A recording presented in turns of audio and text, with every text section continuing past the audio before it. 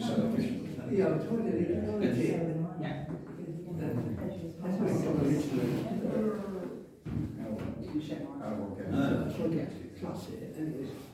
Oh, I see. You don't actually see it?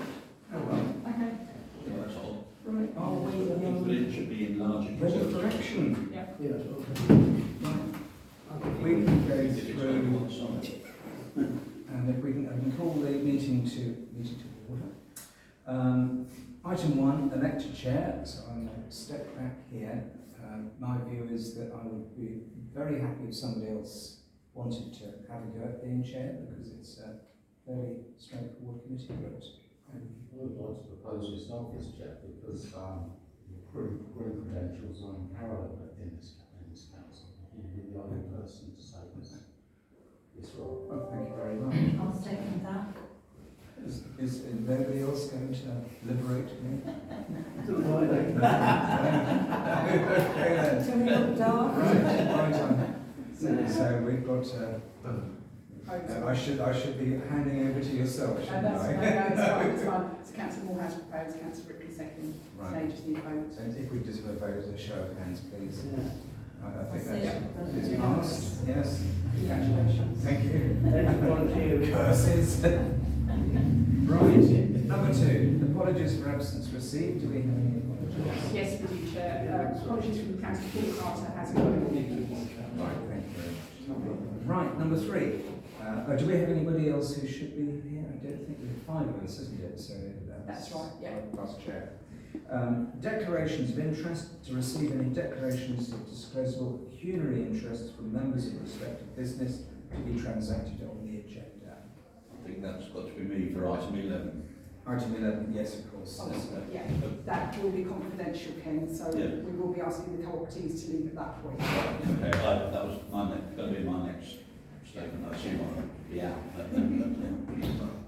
Okay, number 4, co-optees, members to receive a report from the town clerk with the recommendation the Monkswell warden, Mr. Ken Chapman, Mrs. D. Govan and Dr. Andrew Lipsinski are co-opted to the committee. I don't suppose. Second. Can we have a show of hands, please? That is carried unanimously. Number 5, minutes to receive and approve the minutes of the Monkswell Nature Reserve Committee held on the 3rd of March 2025 and to consider any matters arising from those minutes not covered elsewhere in this agenda. A decision is required. Do we have any comments on the minutes?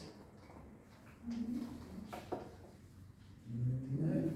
And if I can have somebody to propose that we agree the minutes, that's Ripley and Councillor Pennington seconding.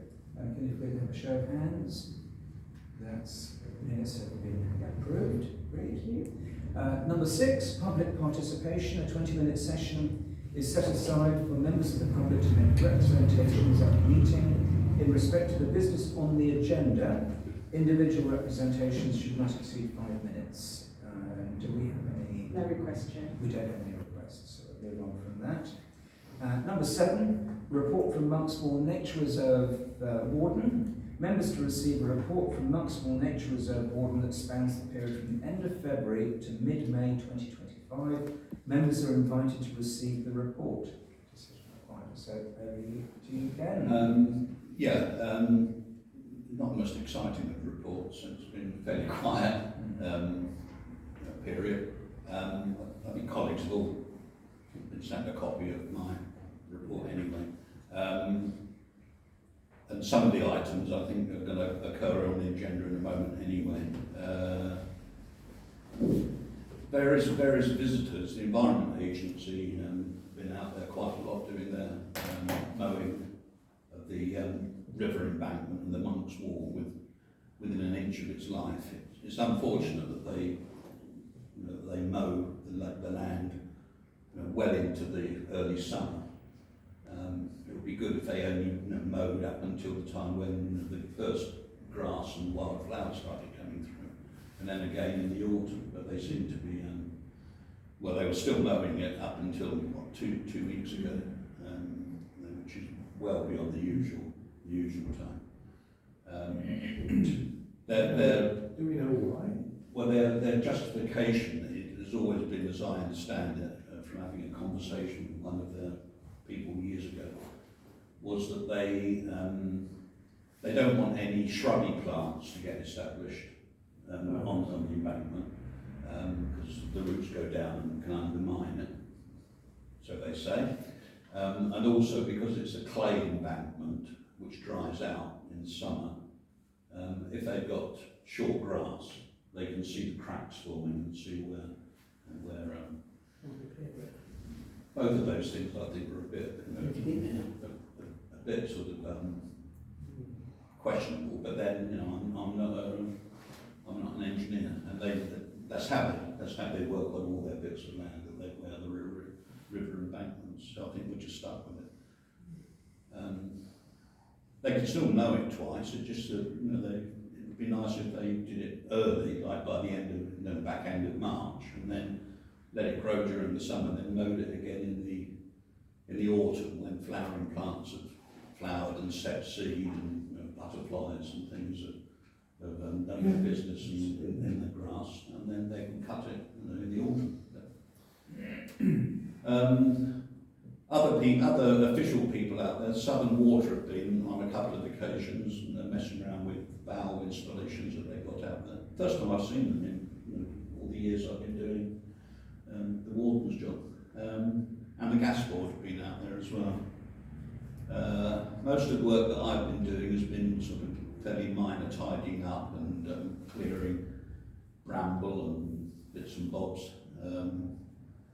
And I've been doing a lot of watering of some donated trees. We were very kindly donated 3 semi-mature alder trees. And then of course, they were planted back in the winter. Then of course we've had the driest spring on record. So virtually every time I've been going out there, I've been going up with half a dozen 2-litre milk, plastic milk containers, and emptying them around the base of the 3 alder trees. And I'm pleased to report they all seem to have survived and are coming on, so that's quite gratifying. Steady, I think it's, there's still light usage by members of the public. There are some people we recognise, and Dee will confirm that, who are regulars. Yeah. I mentioned in my report, which was submitted a couple of weeks ago, that I believe that the dog walker has stopped coming onto the reserve. I was premature. Dee, you will tell us that. Yes, I was up there last Friday and he was on the reserve with his dog. Is the dog running loose? Yes, Yes. it is. And it's not, it's not walking to heel or anything, it's in and out of all the vegetation, and it put up a few birds. I think they were wood pigeons, but that's not the point. It shouldn't be there. So he was there for about 20 minutes, no more than 20 minutes. Well, I mean, bear in mind, we went to the trouble of getting the PSPO order to stop people walking dogs, and they're all to discourage them, and the guy is just putting 2 fingers up to the whole system. Presumably as well as signage to say that dogs aren't. Well, where he comes in, there isn't, because of course he's using an unofficial entry point. He's not coming in through the main entry, he's climbing over the gate between the marina. No, it's a 6 or 7, 8 foot high mesh, wire mesh fence with a big gate in it, with barbed wire over the top. But he's found a way of climbing up between where the gate and the gate post split apart. There's a gap. So he goes through there and the dog goes round the side. It's not our gate, it belongs to the marina. So presumably if he's doing that, he wouldn't be put off by a sign put up there saying no dogs, would he? No. Presumably. So yes, I reported this to the property manager because Dee helpfully sent the videos past. So we're going to see if we can bolster the gap so that it will prevent somebody coming through, and put a sign there as well. So, because I have contacted the Highway Marine and they have put out 2 bulletins to people, so he's clearly ignoring that. So that's the next step we can do is bolster the fence, try and close the gap and put some signage up there as well. Shoot it on. That's the owner. Yeah, actually, quite right. Otherwise, I think that's it. It's been rather quiet on the wildlife front. We've had one bird which has never been recorded before, I think called a wood warbler, which was seen on its way migrating up to northern England somewhere.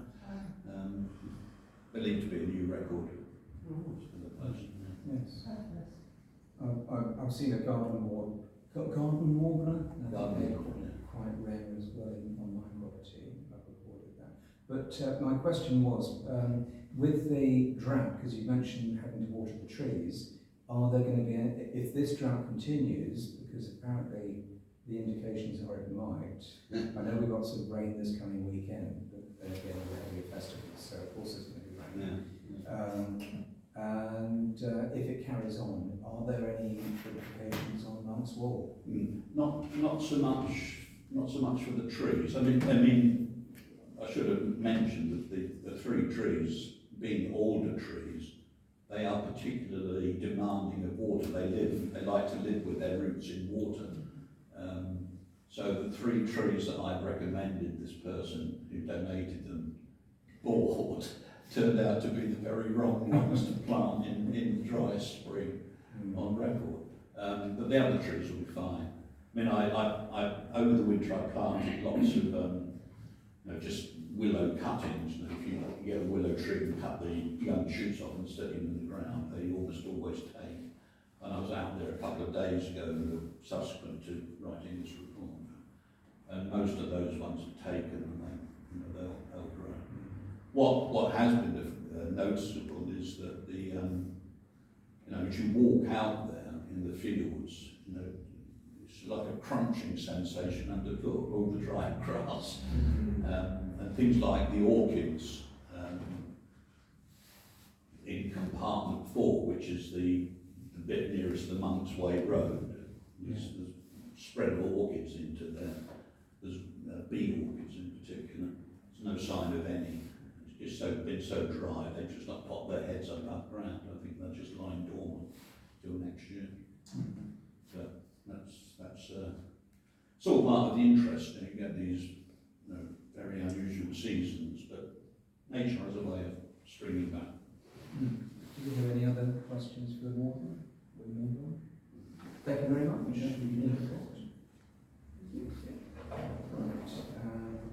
Right, we move on to number 8, draft management plan for 2025 to 2030. The Monkswell Nature Reserve Warden has now prepared the first draft of the management plan for Monkswell Nature Reserve for 2025 to 2030. Members are invited to consider and debate the plan and to discuss with the Warden. Members to consider adaptation of the management plan for the Monkswell Nature Reserve, a decision being required. So, can I ask a question? Section 1.2, in the introduction it says the nature reserve receives no statutory protection as a local nature reserve from Dover District Council. Why would that be? A local nature reserve is a statutory designation. Bylaws have to be passed to set up a local nature reserve. I'm not sure whether Dover has any local nature reserves. It might have one bidden down near Dover. Not all councils designate them because they have to go through a process and be approved. But I put it in there to say that just to establish exactly what status it does have. So it's not a sort of terribly negative thing in terms. Yeah, there's no official protection for Monk's Wall at any level. Not even the lowest level of the site of special scientific interest, an SSSI. I think that is the lowest level of official protection that any land can have. I mean, an SSSI, you can build on it, planning inspectors have overall SSSI designations, but compared to places like Sandwich Bay and Pegwell Bay, which has the very high, some of the very highest level of protection, Monk's Wall is right down the bottom. Doesn't have any protection at all. If the only thing it has is that it, which I mentioned in under item 1.2, there's the Kent Wildlife Trust includes it as a local wildlife site, but that doesn't give it any official protection at all. I think it's the same as Case and Salt, isn't it? Yeah. Yeah, exactly the same. Yeah. I mean, it is an issue which councillor colleagues might like to take up with the district council. Could we get Monk's Wall declared an LNR? But you have to weigh up what advantages would it confer, making an LNR rather than as opposed to just generating another layer of committees. Or would you consider that a good thing to go for? Well, it would. The one advantage that it would have would be it would enhance its status. It would be saying that officially it is recognised as being an important site that has given protection, formal legal protection by local bylaws. It's district council. Because you're saying SSI doesn't get protection from development. Yeah, an SSSI in theory can be, well, it's happened in practice, just because a piece of land has been designated as being special scientific interest, that can be overruled. If it's considered that it's more important to build a road through that bit of land or to release it for housing, that happens. I actually did an SSSI, and it was just basically farmland, Yeah. top of the North Downs. Yeah. But it was just part of the natural feature, I think. That was it.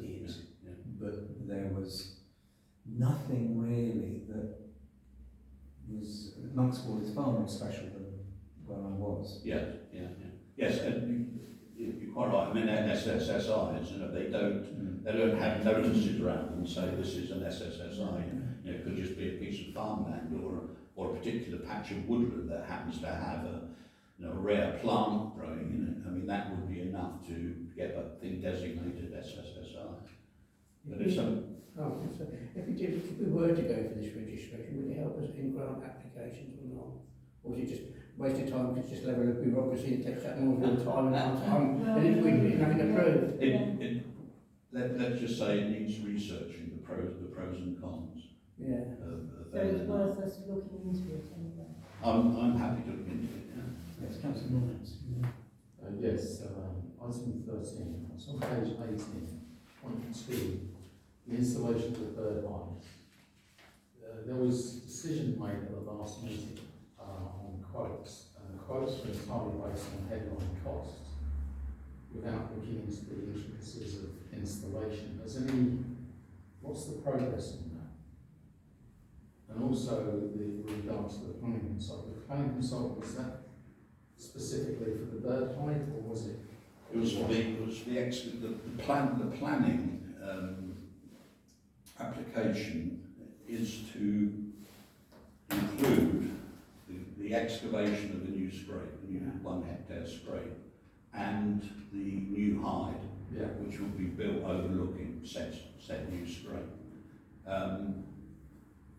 As far as I know, the latest, town clerk will be able to tell us, but as far as I know, the latest situation with that was that a local outfit, a local company has been accepted as drawing up the planning we did appoint application. Finns, the contractor, but we needed to do that topo work before to get the survey done.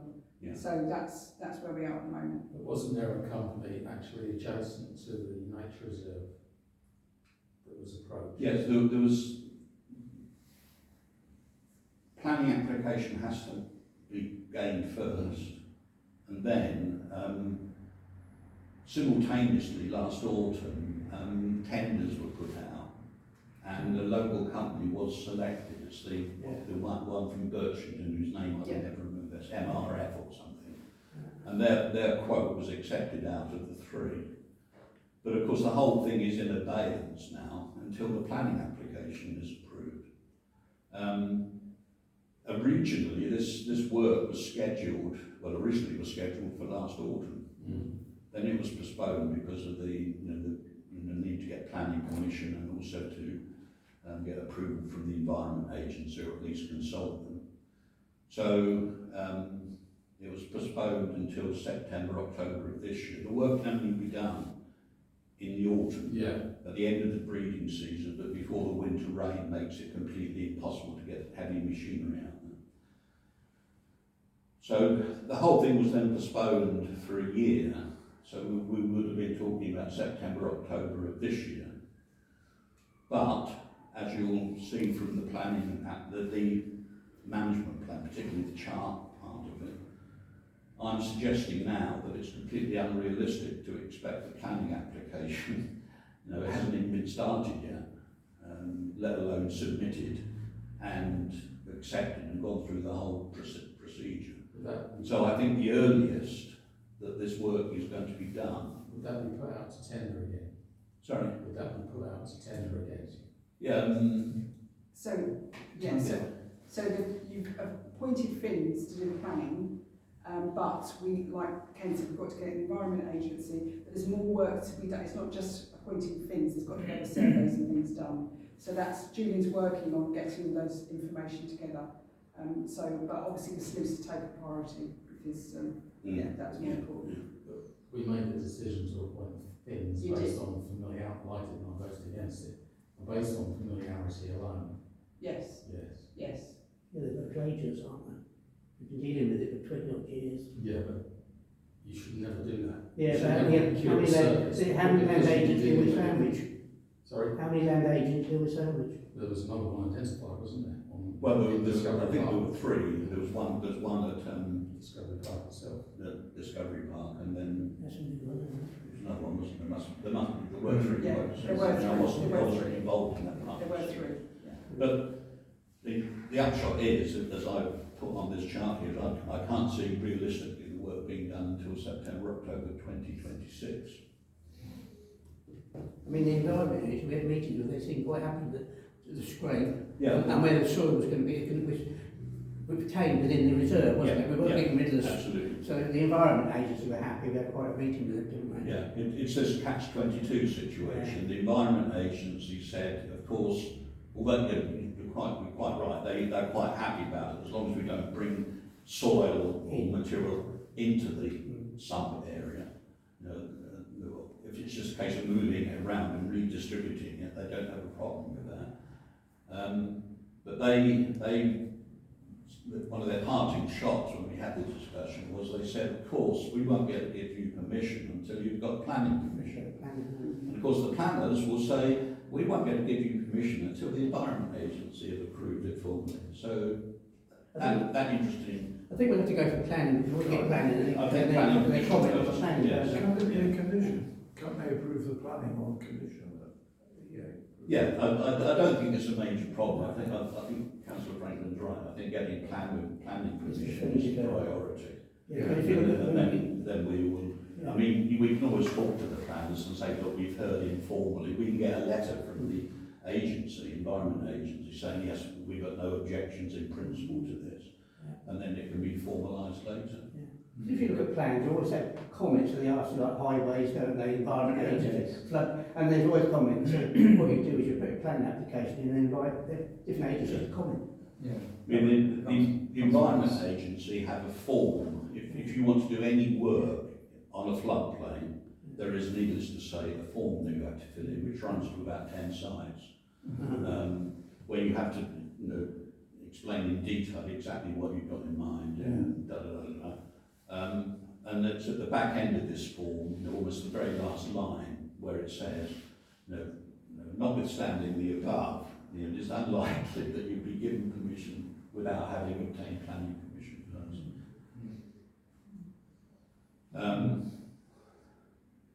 I mean, I don't know whether colleagues, have had time or to look at the actual. What I tried to do when I drew up the chart section here, which is a lot of this document is background. It's just explaining, why the place is of interest and a bit about its history and whatever. But the nitty gritty is, and also the idea that what we're trying to do out there is although I don't use the word, we're trying to maintain a mosaic of different sorts of habitat out there within the 60 acres. But the actual key part of the document is section 13, this chart, where I've tried. Bear in mind, this is for the next 5 years, which is what I was asked to do, a plan that would go over the next 5 years. I've tried to say, what the activity is, and it was some sort of time scale, some sort of indicative cost, and the cost is always based on recent quotes with some sort of notional uplift. I think I was working on between 5 and 10%, perhaps optimistically, but nonetheless. Who should do the work, and in most cases that is, for the major work, there's obviously contractors, and then some further information and comments about the work. Obviously, what Councillor Morehouse was saying just now, assuming that we go back to the same contractor who's already been given permission, MRF, by the time we get to, I'm talking in terms now about the scrape and the hide, the cost would have gone up. Yeah, that's what I was thinking. We got the money last year to get it done. Yeah. Last year, now we're 2 years ahead. Yeah. Why aren't we when we got the money? Yeah. Having said that, having said autumn 2026 for the scrape and the hide, there were other things which were already approved by this committee a year ago, like clearing footpaths in other parts of the reserve. Those could go ahead this autumn. We got a quote from the same contractor to cover everything. It was a detailed quote covering all the work that we wanted doing. So things like clearing footpaths in bits of the reserve where it's got completely overgrown and opening up those parts of the reserve to members of the public could go ahead this autumn. And I put those down on the chart where appropriate.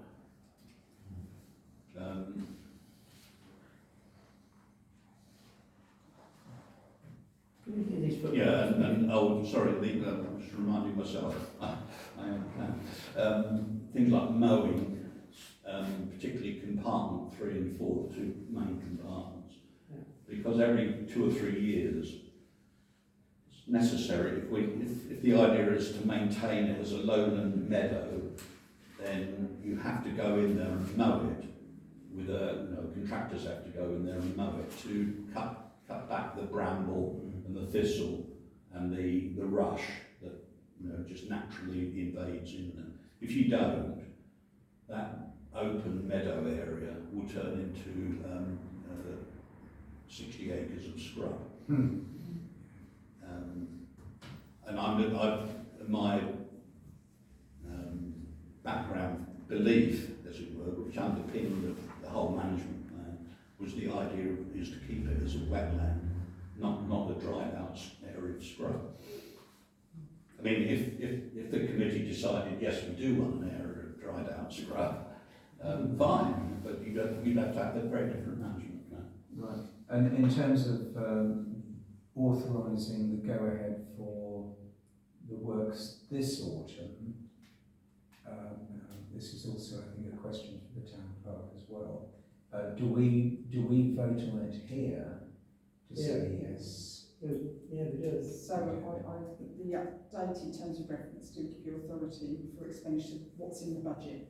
So that's what I was going to suggest in the next meeting, if I have a detailed budget breakdown for you, and then you can look at some of the costs and you can sign off things for the autumn then. Right. Will that give you enough time? Because that will be 3 months' time. I mean, you can call an extraordinary meeting earlier if you want to. We could, yes. If we can commit to going through the report, that's all of us. And if you can provide us with or detail what is required for, just circulate within the email, what is required for us to approve to go ahead with the works in the autumn, then we can, I won't say rubber stamp it because that's demeaning, I think, but essentially say yes, we can approve that. So we're going on your advice. So. Well, as I say, the quote that came back from MRF is very detailed, so I can use that as a basis to submit to colleagues. That would be great. And I think they, memory serves me correct, I think they costed it, what each part of the work would cost. Now, it may be, bear in mind they quoted about this time last year, it may be slightly, they might say, well, diesel has gone up in price or whatever, they might adjust it slightly. But I can certainly approach, and I'm quite happy to approach MRF on that basis. If you could. In terms of having an agreement to go ahead, what sort of timescale would you be looking at? A month or 2 months from now? I don't want to put you on the spot. The sooner they know, the better, because they've got to schedule it into their programme. And in some cases, I know they order. They may not have the exact kit themselves, so they'll have to hire it in from another contractor. So there's that sort of thing. So ideally within a month. Within a month should be okay. So I mean, in the meantime, I can contact them anyway in the next couple of days and say, look, we'd like you to think in terms of doing this sort of work, subject to approval within the next month. So if we can have somebody propose that we have an extraordinary general meeting within the very beginning of June, so before the end of June, do you think? You could probably fit that in. We have to set the date, can't we? Wait till Ken gets back to us. Yes, but aiming for that sort of. Just say. Or beginning of July, somewhere around there. So, Easy. beginning of July, So that's sort of time, beginning of July. So if somebody can propose that, or shall I? I'll propose that we have a meeting aiming for the beginning of July, with the focus being on understanding, well, not so much understanding, but having gone through the management plan, having viewed Ken's budget, so to speak, and with the idea that extraordinary meeting will be to agree that and give Ken the authorisation to go ahead with this. So I'm proposing that. Seconding from Councillor Ripley, and we can have a... Can I just, Yes, I did go through all of this afternoon. I just think it's absolutely excellent. What a lot of our work's gone into it. Really well done. And it was fascinating, I thought, oh God, because you see something coming towards you, like this. But it was just fascinating, the whole thing. Well, good, thank you very much. It was only about 40 pages, so good cure for insomnia. Have trouble getting to sleep with that. No. I was going to say, what these footpaths overgrown, what are they, mainly brambles, or is it all these reeds, or? We just have a vote and then we had a proposal in the second, but we haven't actually. They did. No, I just wanted to, could they be grazed by goats or anything to keep them open? Well, We're watching Clarkson's farm, they do a good job with the brambles.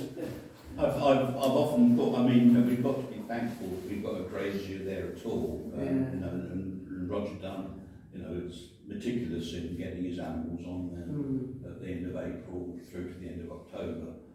But they're not there in the winter, of course, and because they're pedigree Sussex, they only graze the grass. They leave everything. They won't touch the bramble or the nettles or whatever.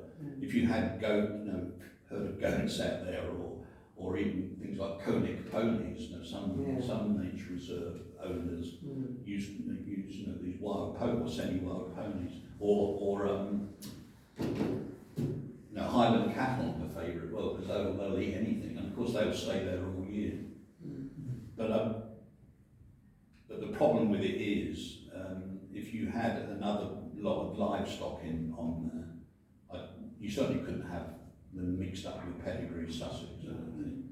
So it would be a case of having one set of livestock there in the winter months, and then replacing them with Rogers animals in the summer, or getting a complete new grazing regime with another farmer who could put animals on there all through the year. And with everything else going on, I thought that's not a priority. So certainly in all the years, I've been warden now for 7 or 8 years. All the time that I've been warden, and prior to that, the regime or the method has been to summer graze it, and obviously we get a grazing fee from the farmer. And then every 2 or 3 years, you get a contractor to come in with a flail mower, basically, and go over the whole lot. It's quite impressive, watching it being done. They're so efficient, these things. And okay, there's a cost, and I suspect that the cost of getting the flailing done is probably paid for by the money that we get from the grazing. So it's probably a 50-50, a neutral. Right. And with regard to the report itself, because we haven't actually voted on that, can we adopt it? Yes. Can we have somebody to? Yeah, I think we looked at the comments. And the seconder? We can very well. Councillor Cummington. And a comment from. Oh, sorry, no, I was Oh yes, writing. yes. Well, if we could just vote then. Yeah. Yeah, we are unanimous, I think. There we are. Adopted. Yeah. Thank you very much. Yeah. And that will go public. Yes. Well, essentially, it's almost public at the moment. Isn't Yes. it? Yeah, we can. I'll talk to Ken about, obviously, because you're draft on this at the moment, Ken, so we'll, That would be great. Yeah. So it'll be online. Yeah. Right, if we can move on to number 9, sluice repair update. Town clerk to share a report on the progress with investigating the repair of the faulty sluice gate at the Monkswood Nature Reserve. Over to you. Thank you, Chair. So this is an update for the committee following the appraisal by the property manager of the potential approach to the sluice repair. As the committee are aware, the Monkswood Nature Reserve warden has reported the sluice is leaking. The sluice was installed in 2019 and first started leaking in 2020. It was repaired at the time. Unfortunately, the problem has returned, but it is affecting both sides. We've just discovered, I think, in the last few weeks. The warden, Ken, has reported the waters escaping from around the side of the sluice on the hedgerow riverbank side, and worryingly, this means it is not possible to maintain water levels on the reserve. During a previous visit, Ken also engaged with 2 Environment Agency engineers who were inspecting their own sluice. They provided some advice as to practical solutions, including restricted to using clay-filled sandbags, concrete-filled sandbags and compacted clay. Whilst this is likely to be good advice, the council will need to engage the services of a specialist firm who can inspect the site, prepare a detailed report and section drawings to provide the calculations and specification for any other information to enable contractors to provide accurate quotes. Previous repairs have not lasted, and it is prudent to question the reasons why and whether the temporary removal of the sluice could be in order to deliver a robust solution. So, property manager instructed BSF structural and civil engineers to inspect, report and find detailed solutions with section drawings and subsequent calculations. The cost was £975, and the engineering drawing and specification we have now means we can approach companies to obtain robust quotes with the detail. Thank you. And we don't need to make any vote on it. No, it was just for information, yeah. No. Any questions or comments on that? Well, I think we kept patching it over the years. I mean, I remember the first sloop is up on old Martin Griffiths did up on the top end there, and I think that lasted for a long time. But then they had this like a better one, but they keeps coming underneath, doesn't it? So I think it would need a good permanent sluice there. So I think we just have to grasp the metal and go ahead with it. Yeah. I mean, looking at the specifications that were supplied, I mean, I'm sure this will do the job. I mean, they're talking about steel sheet piling, that's driven into the clay of the bed of the ditch where the sluice sits. And they're talking about it going about well over a metre down below the base of the ditch, bottom of the ditch. And then on top of that, or in facing that, will be sandbags filled with concrete, like a sandbag wall as an extra lining, and then the whole thing backfilled with clay. I think that would stop a tsunami, let alone the water draining off the. I mean, if that doesn't work, then to be honest, nothing's going to work. Will it make it easy for you to control the water as well? Yeah. It'll be a lot easier for you. Yeah. I mean, it is without sort of labouring the point. It is the single most important. Bear in mind that the main purpose of the reserve is a wetland. To be able to control the water level through the seasons is essential, and without an efficient method of doing it, then the whole purpose of the reserve is severely weakened. Because if you've got no control over the water level, you might as well not have a wetland there at all.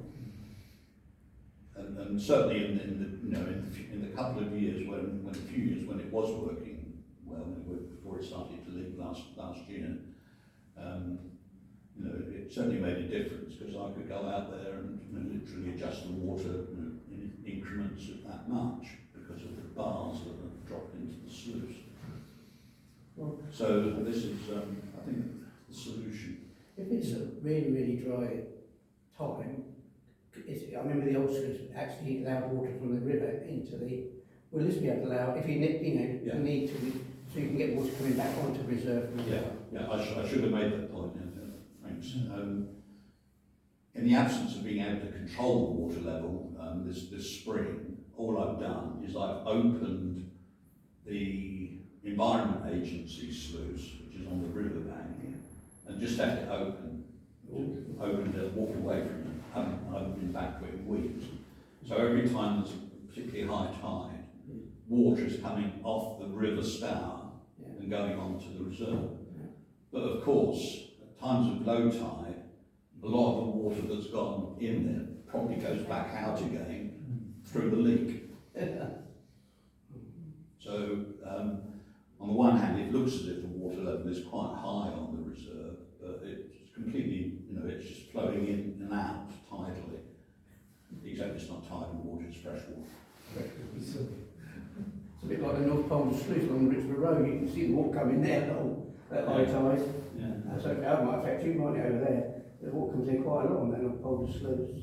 Oh no, I'm way beyond. Yeah, I know, just to work you up. Yeah. I know that you are. You're the hill. Yeah, we used to have the North Poles. Yeah. Long time ago. I think you have to quite. The way it works, and I think we said this before, but I remember being fascinated some years when I first took over as warden, talking to a guy who works for the Inland Drainage Board, Sean Revell, and he explained that all the way down the lower Stour, I think I was saying, well, if I open this sluice at high tide, isn't salt water going to pour onto the reserve? And he said, no, it doesn't work like that. He said, because salt water is more dense than fresh water, when the tide comes in up the River Stour, up as far as the Crux Gutter, you've got salt water on the riverbed, but on top of it you've got a layer of less dense fresh water, which is coming from inland, of course. So he said, as long as you only open the sluice at high tide, he said, all you're tackling is fresh water. And I was absolutely gobsmacked by that, and that whole notion that that's how it worked, but it is true, and certainly in the years that I've been doing it, we've never had salt water going up to the reserve, it's always fresh water. Are we okay with sluices then? Yeah. If we can move on to confidential matters. Sorry, something that we mentioned before the actual meeting started was having a get-together down at Monk's Wall at some stage. I'm certainly interested in doing that, and is it possible that you could put sort of a few dates? Yeah, I can do that. The Saturday morning is for you. I can do any time that, I do several times if you wish. Quite happy to go. I mean, I go down there regularly anyway. The advantage, dare I say, from your point of view, would be to go as a group. But failing that, go as. Send an email out. Well, maybe we can do our extraordinary meeting down there, because if we're actually meeting up at beginning of July, I mean, I can't think of a better time to do that. Yeah. Would you guarantee the weather that? Would you guys? Well, the thing is, if we're having a meeting, if we're going to go down there any time, I think beginning of July is likely to be good. Could you put that in the minutes? Yes. You'll be sitting in the back of your car. Yes. I've been called a weather god, but it's, right. Oh, and the other one, well, before you go, again, is I think there's something happening at Monk's Wall tomorrow that was requiring additional. Saturday. Or Saturday? Yeah. Saturday, Yeah. There's this big green thing, Yeah. and I'm meeting, I don't know how many people, Yeah. I've not been told what the final number is, but next Saturday and possibly next week, Thursday. Yeah. I think Councillor Mallett's already volunteered for that, and the I Mayor. think it's the Thursday. Yeah. Yeah, it's you and the Mayor volunteered. Yeah. Just before I clear off, but going back to the sluice thing, can I assume that the work now is going to go ahead, the actual work? So we're just working to get the 3 quotes. So Right. this specification is going to be used. I think there is one company that's more likely, but we will still get 3. Right, so we're at stage of 3 quotes, and then that will have to go to full council, presumably, for approval.